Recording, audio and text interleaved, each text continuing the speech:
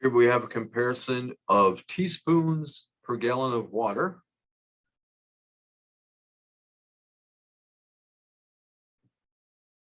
So on the bottle of liquid insecticide, they say 4 teaspoons per 1 gallon, but you have a sprayer with a 10-gallon capacity. So notice that I put that in the denominator as well. X is going to be how many teaspoons I'll use so that it's going to go in the 10-gallon bottle.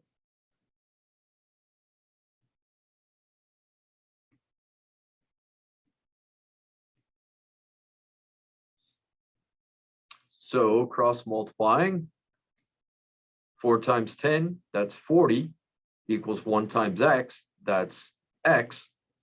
X would equal 40 teaspoons of the insecticide.